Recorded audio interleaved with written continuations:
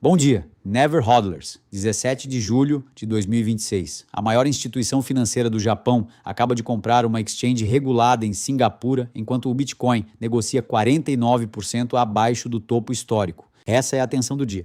SBI Holdings fechou a aquisição majoritária da Coinhaco com aprovação formal da MAS, a Autoridade Monetária de Singapura. Isso não é uma aposta em startup, é a compra de infraestrutura de distribuição regulada no mercado de maior crescimento de DPT licenses do mundo.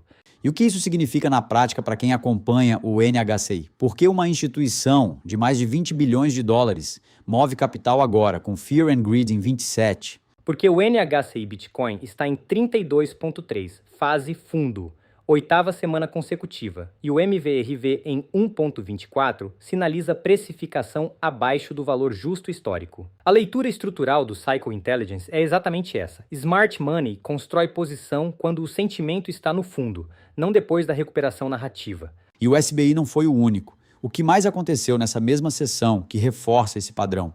3 eventos institucionais em uma única sessão. Citadel Securities aportou 400 milhões de dólares na Crypto.com a uma valuation de 20 bilhões pós-money. T. Rowe Price lançou um ETF com exposição a Bitcoin e cripto. E Morgan Stanley ativou o trading de Bitcoin, Ethereum e Solana no E-Trade. Esse cluster não é coincidência, é posicionamento de distribuição TradFi a preços de fundo. Rápido, onde o mercado está agora em números? Bitcoin em 63.902 dólares, dominância em 56,5%, Fear and Greed em 27%, market cap global em linha com NHCI Crypto de 43,4%, já em acumulação, 8 pontos na frente do Bitcoin.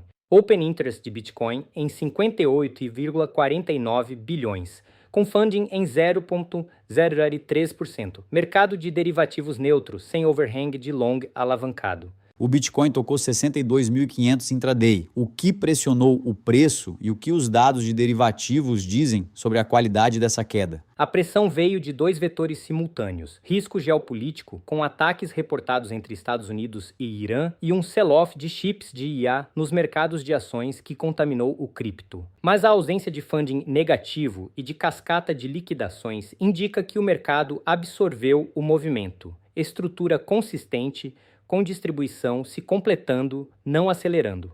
O Coinbase Premium negativo por 60 dias consecutivos é o dado que mais me chama a atenção. O que esse número diz sobre a demanda spot americana? 60 dias de Premium negativo e recorde absoluto. Significa que a demanda spot nos Estados Unidos subprecificou o Bitcoin em relação a venues offshore por 2 meses completos. Combinado com LTHs vendendo no prejuízo, um sinal clássico de capitulação final, esse é o painel de instrumentos que o NHCI Fundo foi desenhado para detectar.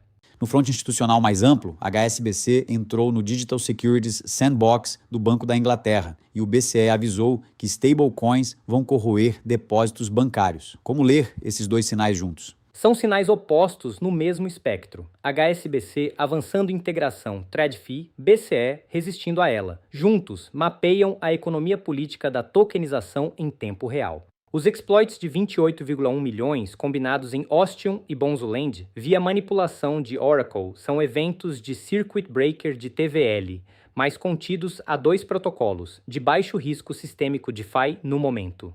Então, o que acompanhar nas próximas sessões para confirmar ou negar que esse fundo é estrutural? 3 gatilhos condicionais. Primeiro, se o Coinbase Premium virar positivo por 3 dias consecutivos e o supply de stablecoin, hoje em 184,05 bilhões, expandir 0,5% na semana, o NHCI tem base de velocidade para mover em direção à acumulação acima de 35. Segundo, se o Bitcoin fechar abaixo de 62 mil dólares por 2 dias consecutivos, com Premium se alargando para menos de 200 dólares negativos, a velocidade de 7 dias do NHCI, atualmente em menos 0,5, pode aprofundar o fundo.